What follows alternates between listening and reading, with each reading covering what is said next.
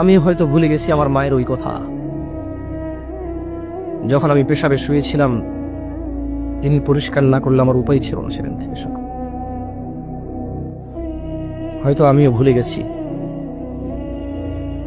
আমি পড়ে গেছি, তিনি আমাকে না তুললে আমার পুরো গায়ে কাদাযুক্ত থাকতো। আমি হয়তো ভুলে গেছি সিঁড়ির কাছে আমি এসেছি, তিনি সব কাজ ফেলে এসে আমাকে কোরআন নিলে আমি সিঁড়ি থেকে পড়ে মাথা ফেটে অথবা দাঁত ফেটে মারা যেতাম। হয়তো আজ বক্তা হিসেবে আমিও ভুলে গেছি সেই কথা, যে আমার মা নিজের জন্য ডাল আর ভাতের ব্যবস্থা করে আমার জন্য গরু দুধের ব্যবস্থা করেছিল যাতে আমার পুষ্টি হয়। হয়তো আমি ভুলে গেছি আমার দাদির সাথে ঝগড়া করেছে আমার মা শুধু আমার খাবার নিয়ে।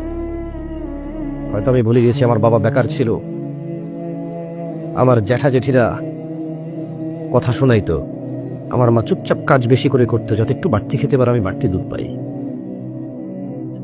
হয়তো আমি ভুলে গেছি, আমি আপনাদের কথা বললাম না, হয়তো আমি ভুলে গেছি আমাকে ভালো মাদ্রাসা স্কুলে পড়ানোর উদ্দেশ্যে আমার মা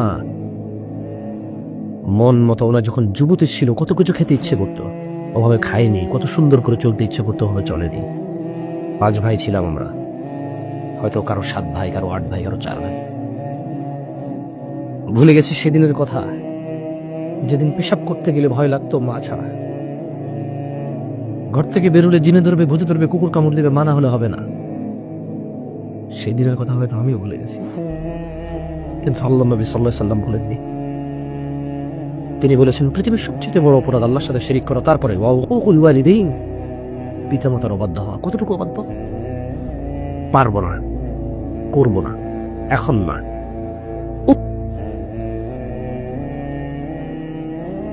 এইটা পর্যন্ত অবাধ্যতা।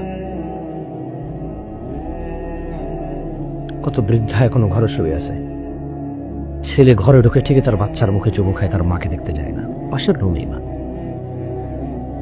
কত বৃদ্ধ এখনো আজকে এখানে আসতে পারেনি, ছেলে চাইলে তার বাপকে কোলে করে নিয়ে আসতে পারত।